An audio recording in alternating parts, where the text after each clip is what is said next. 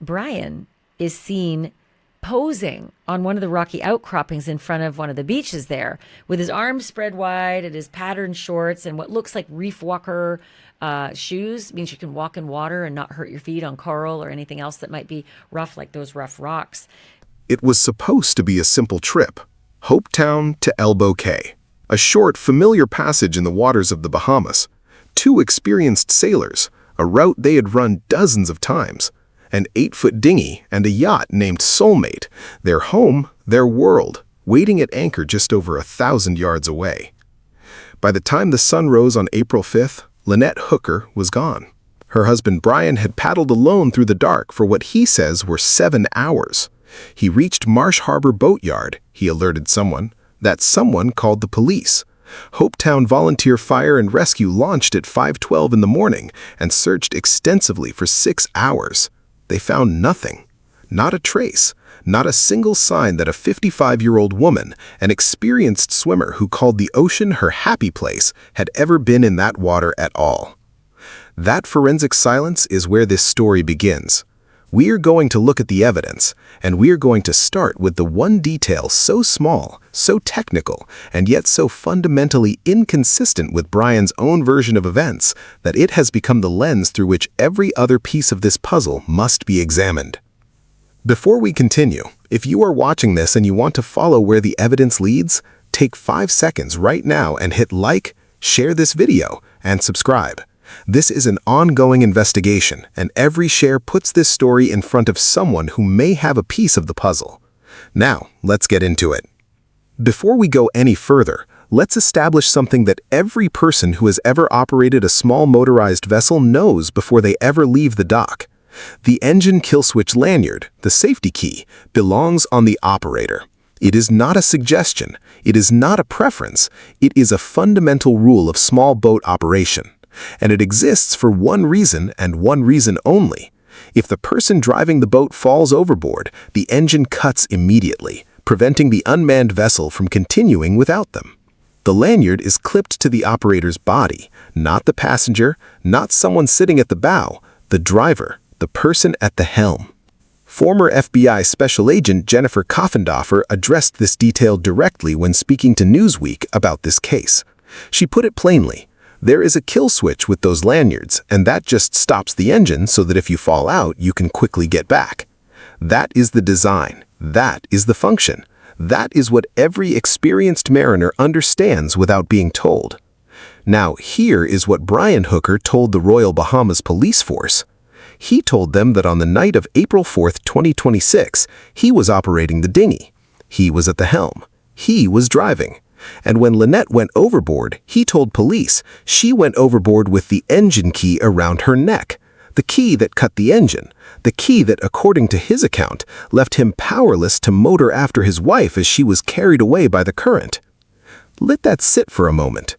The operator is driving, the passenger goes overboard, and it is the passenger who has the kill switch. Karli Aylesworth heard that detail and said publicly what any experienced mariner would say. It doesn't add up. She told CBS News that she couldn't understand how her mother could have been holding the boat's keys when Brian typically drove the vessel. She told NBC News that she believed it was unlikely her mother would just fall off the boat. Not because Karli is reaching for something to hold on to, not because grief makes everything suspicious, but because she knew her mother. She knew Lynette, how she operated. She knew that a woman who had spent more than a decade on the water, who was meticulous about life on that boat, would not be sitting in an 8-foot dinghy wearing the engine kill switch around her neck for no reason. Think about what this detail requires you to believe. It requires you to believe that on a short evening trip, a short run from Hopetown to Elbow Cay, the passenger was wearing the operator's kill switch. It requires you to believe this happened by accident or habit, not by design. And it requires you to believe that when Lynette fell overboard and the engine cut out, Brian, a man who describes himself as a former Marine and an experienced sailor of over a decade, was so completely incapacitated by this development that he could not get back to his wife. Forensic investigator Joseph Scott Morgan, who has analyzed this case publicly, has been precise in his framing of moments like this one. When you look at a sequence of events, And every single failure in that sequence eliminates a potential intervention point. You have to ask whether you were looking at the anatomy of an accident or the anatomy of a plan. The engine goes, then the oar, then the flares. Each failure answers, in advance, the question of why Brian couldn't do more. And former FBI agent Coffendorfer raised an additional point that has gone largely underreported in the coverage of this case. Small motorized dinghies, she noted, can often be restarted manually, without the kill switch key, meaning that even if Lynette did have the lanyard when she went overboard, the engine cutting out may not have been the total, insurmountable obstacle that Brian's account presents it as. A key designed for the operator, a passenger wearing it instead, an engine that cuts out at the most critical possible moment, and a boat that, according to its own operator, cannot be restarted. That is the first flag. Now let's talk about the woman herself. Because one of the things that makes this case so difficult to reconcile, and one of the things that forensic experts keep returning to, is the fundamental question of who Lynette Hooker was on the water. She was not a tourist. She was not someone who had recently learned to sail and was still finding her sea legs. Lynette Hooker had spent more than a decade living on the ocean. She snorkeled, she scuba dived, she paddleboarded. Just weeks before she disappeared, Brian and Lynette were captured on social media paddleboarding in Marsh Harbour, laughing, at home in the water, in the way that only comes from years of real intimacy with the sea. She called the ocean her happy place. She said that in her own words on her own social media account in the weeks before she vanished. Her last post came just 2 days before she disappeared. Karli Aylesworth described her mother to CBS News as an experienced swimmer with more than a decade of sailing experience. She said plainly that she does not believe the sequence of events Brian described, and she is not alone in that position. So how does a woman who is described by everyone who knew her as a confident, experienced swimmer simply vanish within swimming distance of her own boat? Brian's account says she was swimming toward the sailboat. He says the current and wind swept her away, but the route they were on, from Hopetown to Elbow Cay, is not an open ocean crossing. It is a sheltered passage between two islands, and local boaters who know those waters intimately have been publicly stumped. Mo Monestein has been chartering boats in the Great Abaco Island area for 15 years. Fox News Digital traveled to the Bahamas and recreated the exact route the hookers were on that night. When Monestein made that run, he timed it. The ride from the harbor to the popular anchoring spot, the route the hookers were taking, took approximately 4 minutes. 4 minutes! In familiar water, on a route they had run countless times. And yet, Brian Hooker told Daniel Danforth in Facebook messages that he drifted and tried to paddle with one oar for 7 hours until he washed up behind the shore of the next island over and was able to get some help.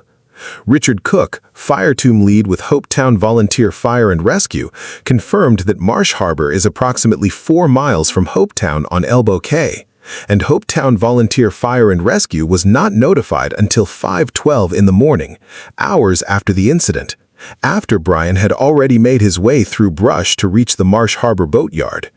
They searched extensively for 6 hours. Nothing. No trace. No body. No clothing. No physical marker of a woman who went into the water in a bounded, sheltered passage.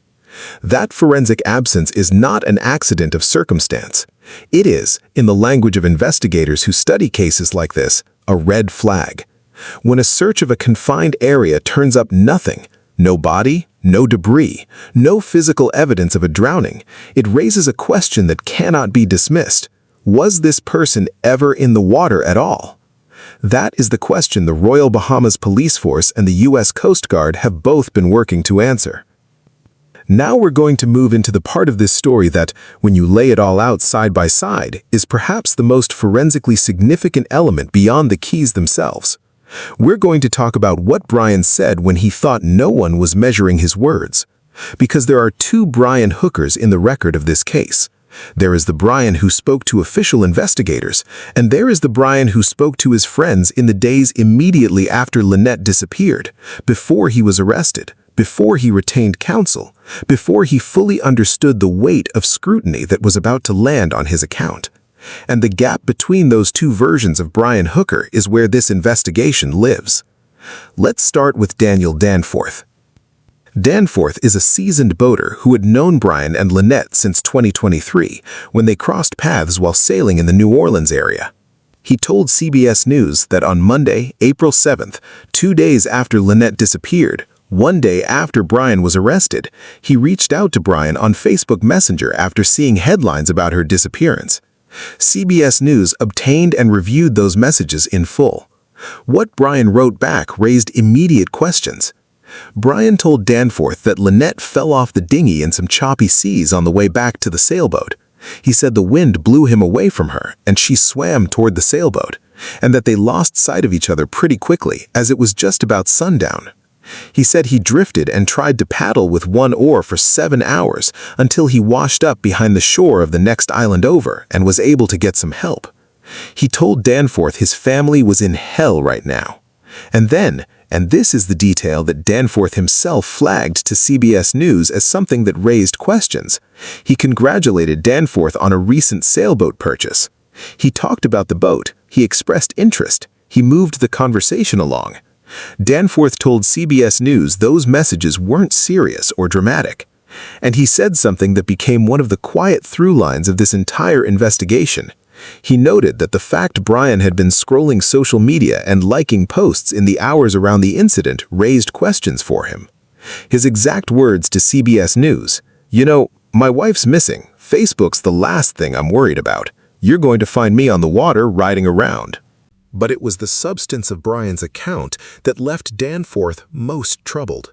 He raised a question that has haunted this case since the beginning. If she was swimming toward the sailboat, why didn't Brian go get her? And Danforth went further. He told CBS News that pictures and videos the hookers had taken while on the dinghy never showed either of them with the kill switch key, which is usually attached to a lanyard. He said it was possible that Lynette could have reached out in desperation to grab hold of something as she fell overboard, and that the key was the closest thing. But he said ultimately he did not fully believe that strong winds and ocean currents could have separated the dinghy from his wife so rapidly. The stories, he said, don't really match up. Now, the Stevenson call. This is where the record shifts from troubling to extraordinary. Blaine Stevenson and his wife Marnie were friends of the hookers through the boating community. They had met the hookers in 2023 while sailing through Florida. On April 7th, the same day Brian was messaging Danforth, Blaine Stevenson called Brian Hooker by phone. Stevenson recorded the call. He has been transparent about why. Brian was mentioning specific locations as he recounted the events of that night. And Stevenson, who was not familiar with the area, wanted to document those coordinates for the ongoing search. Brian did not know he was being recorded. The call lasted nearly 40 minutes. CBS News confirmed the call took place on April 7th while search and rescue efforts were still ongoing. Stevenson later published the recording on YouTube after Brian was arrested, explaining that Brian was unable to speak for himself while in custody, and that he wanted the sailing community, people who understood the water and the route, to be able to evaluate whether Brian's account was accurate based on the details. What Brian said on that call has been reported by CNN, NBC News, CBS News, and multiple other major outlets. And the language he used is unlike anything you hear from a man in the rawest hours of his grief. He said she basically just bounced off the dinghy in the middle of a little blow. He described winds of around 20-something knots that had popped up. He confirmed that neither of them was wearing a life jacket. He said it was sundown, that the sun set basically 10 minutes after she fell over. He said the wind blew them apart so fast that he thought she tried to swim back to the sailboat, which was probably around 1,000 yards away, but the waves were 3 feet. He said he anchored the dinghy, yelled for her, and threw a flotation cushion in her direction, but could not tell if she grabbed it. He said by the time he got the anchor set, he was already a quarter to half a mile away from her, and the tide carried him out. He ended up drifting for hours until he landed on marshland about 4 miles away. He said the search did not begin until around 4:30 in the morning, by which point, in his own words, she had already been in the water for 8 hours. And then he used the phrase that has become, for investigators and the public alike, the defining statement of this entire case. He called it a cascade of failures. A cascade of failures, those are not the words of a man in the white-hot shock of the worst night of his life. Those are the words of someone who has already organized the events of that night into a framework, who has already found the shape of a story and fitted the pieces inside it. A cascade of failures is not how you describe losing your wife 2 days after it happened to a friend on a phone call. It is how you describe it to someone you need to believe you. And on the Stevenson call, Brian said something else, something that Stevenson published and that CNN confirmed. He said, "I just know that I hate this boat, and if she doesn't come back, I'm never getting on this boat again. Every single thing that's good on it came from her. Every cute idea and awesome idea. I just fix things, but she really creates things." You can hear those words and believe they are the words of a grieving husband. That is possible. Brian's attorney, Terrell Butler, has maintained from the beginning that her client is exactly that, a heartbroken man who lost his wife to a terrible accident and has been treated as a criminal for it. Those statements are on the record, and they belong in this conversation. But place those words next to the cascade of failures language. Place them next to the Facebook messages where Brian congratulates Danforth on a sailboat purchase. Place them next to the 7-hour timeline. Place them next to the kill switch. And what investigators are looking at is not one suspicious detail. It is a pattern of details that, taken together, do not assemble themselves into the shape of a straightforward tragedy. Daniel Danforth, a friend, a fellow boater, a man with no axe to grind, told CBS News the stories don't really match up. He said the messages left him with a very sick feeling inside. That sick feeling is shared by a growing number of people who know these waters, who know this community, and who have spent the weeks since April 5th looking very carefully at the geography, the timeline, and the language of the man who was the last person to see Lynette Hooker alive. I want to hear from you. We're going to keep breaking down this case, and your perspective matters. Based on what we have covered so far, the kill switch, the cascade of failures language, the Stevenson call, the Danforth messages, does Brian Hooker's story hold water? Or is the missing keys narrative the red flag that investigators believe it to be? Drop your theory in the comments right now. The conversation happening in this community is one of the most important parts of how we piece cases like this together.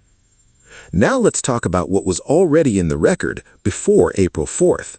Because one of the things that investigators and forensic experts consistently emphasize in cases like this is that the event itself rarely exists in isolation.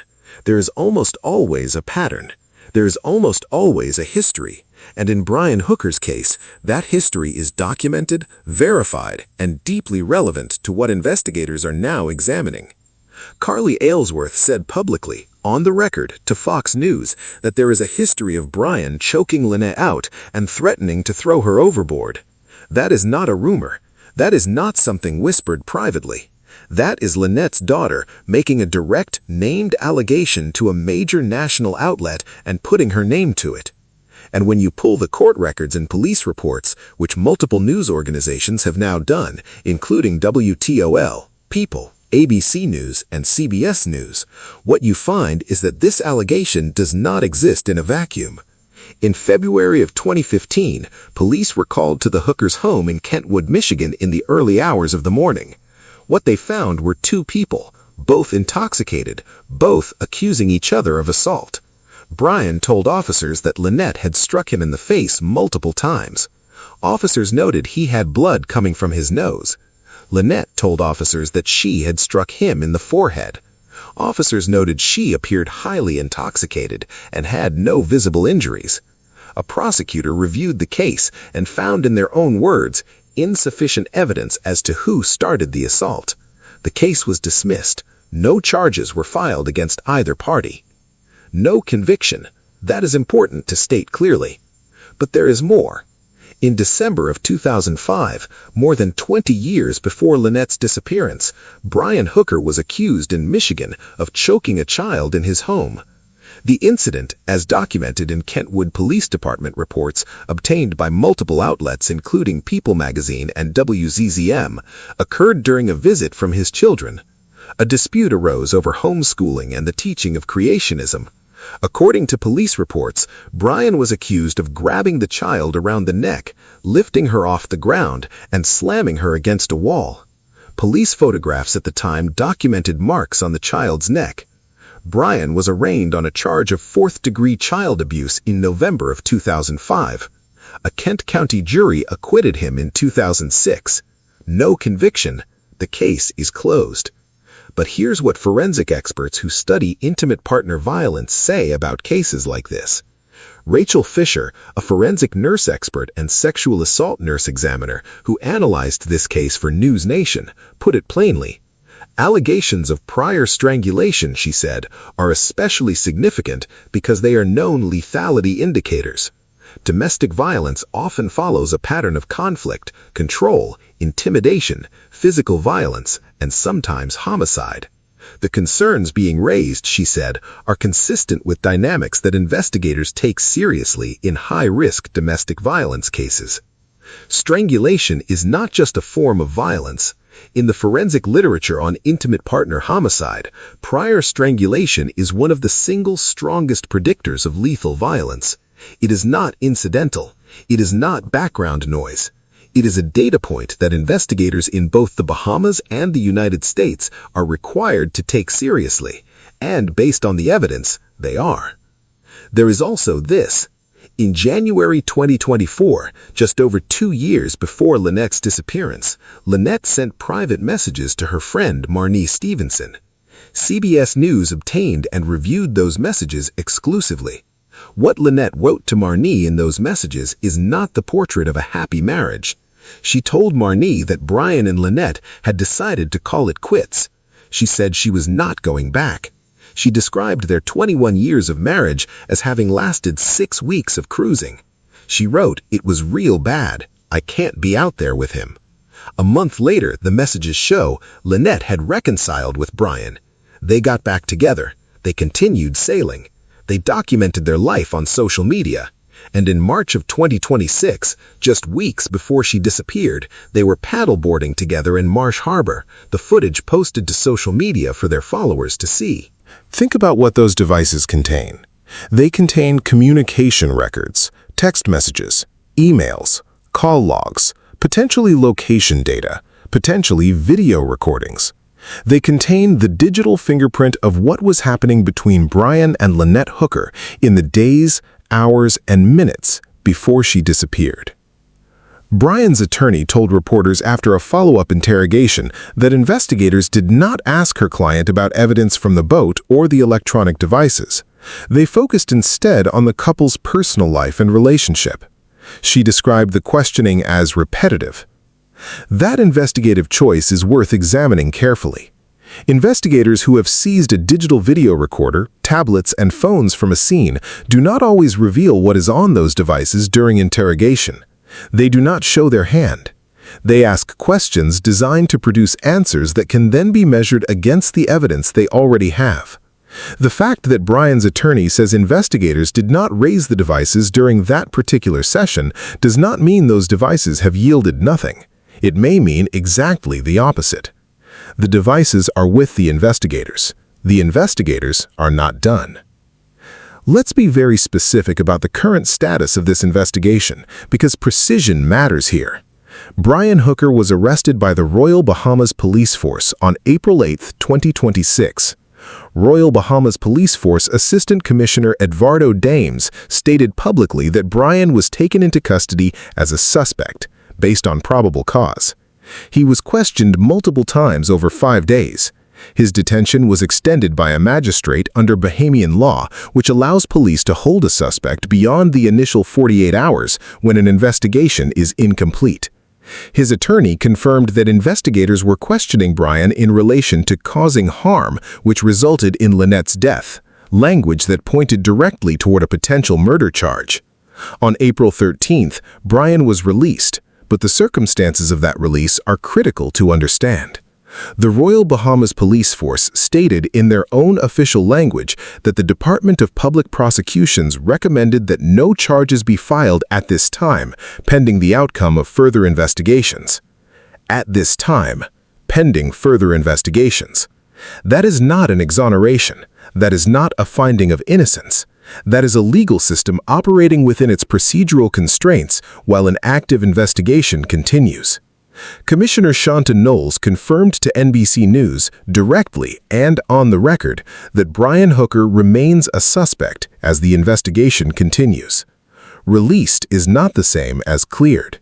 Those are different words. They mean different things. And anyone who has watched a major criminal investigation unfold knows that the gap between arrest and charge can be long, especially when the evidence is primarily digital and forensic, especially when a body has not been recovered, and especially when the investigation crosses international jurisdictions. Because this investigation does cross international jurisdictions, the U.S. Coast Guard opened a criminal investigation, confirmed directly by the agency. The U.S. State Department engaged consular assistance and confirmed it was working with Bahamian authorities. Karli Aylesworth was interviewed by the U.S. Coast Guard for 2 hours, according to her attorney, Ron Marienfeld. The investigation is not contained to the Bahamas. It extends to the United States. It extends to Michigan. It extends to the digital record of a couple's life that is now sitting in the hands of investigators on 2 continents. Brian Hooker returned to the United States after his release, citing his mother's grave illness. He retained Grand Rapids, Michigan-based attorney Crystal Marie Hauser. In media interviews following his release, he maintained that he would never stop looking for Lynette. He told NBC News that the 10 days without his wife were the longest he had ever been apart from her. He said, and this is his direct quote, "I want people to know that Lynette is my life, and we have been together almost half my life, and we belong to each other, and I mean to keep looking." Those are his words. They are in the record alongside everything else. And Karli Aylesworth, who was still in the Bahamas, who had traveled there to retrace her mother's final known steps, who boarded the yacht Soulmate for the first time since her mother disappeared, and told Dateline's Andrea Canning that it made everything a little more real, responded to the news that Brian had left the country by telling CBS News that it shows he is not much of a man of his word. She has not stopped either. This is a developing investigation, and we are committed to following this story wherever the evidence leads, because Lynette Hooker deserves that, and so does every person watching this who has asked the same questions Karli Aylesworth has been asking since April 5th.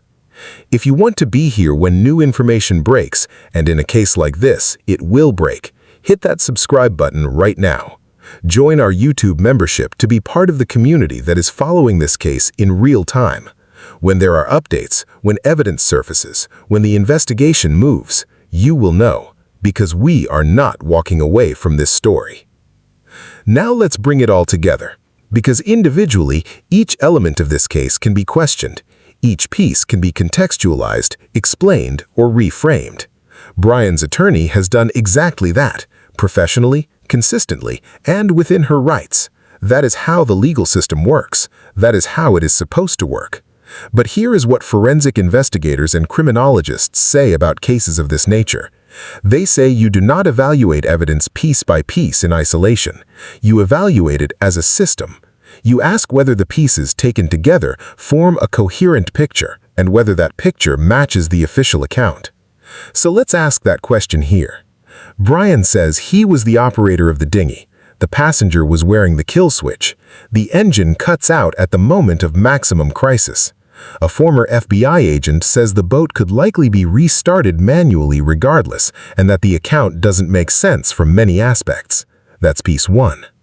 Brian says he paddled with 1 oar for 7 hours across a passage that charter captains cover in 4 minutes. The oar pin broke, the anchor failed, the flares produced no response. He drifted until he landed on marshland 4 miles away. The search didn't begin until 4:30 in the morning, by which point Lynette had already been in the water for 8 hours, in his own words. A cascade of failures, each one removing another possible avenue of rescue. That's piece 2. Brian messaged a friend on Facebook 2 days after Lynette disappeared and congratulated that friend on a sailboat purchase. The messages weren't serious or dramatic. He said his family was in hell and then moved on to talk about boats. The friend said the stories don't really match up, and he had a very sick feeling inside. That's piece 3. On a recorded call that Brian did not know was being recorded, he described losing his wife as a little blow. He organized the events of that night into a clean, structured narrative, a cascade of failures, 2 days after they happened. That's piece 4. The search of the area produced 0 physical evidence. No body, no clothing, no debris consistent with a drowning, 0 forensic trace of Lynette Hooker in the water, despite a bounded search area. That's piece 5. The documented history, the 2005 mutual assault report, the 2005 child abuse acquittal, Karli's direct allegations of prior strangulation and threats to throw Lynette overboard, Lynette's own private messages to Marnie Stevenson in 2024 that she could not be out there with Brian and that she was not going back, Darlene Hamlet's public characterization of the marriage as volatile. That's piece 6. Electronic devices seized from the yacht under a warrant that explicitly referenced evidence related to a missing person causing bodily harm. Investigators who have those devices and have not yet revealed what is on them.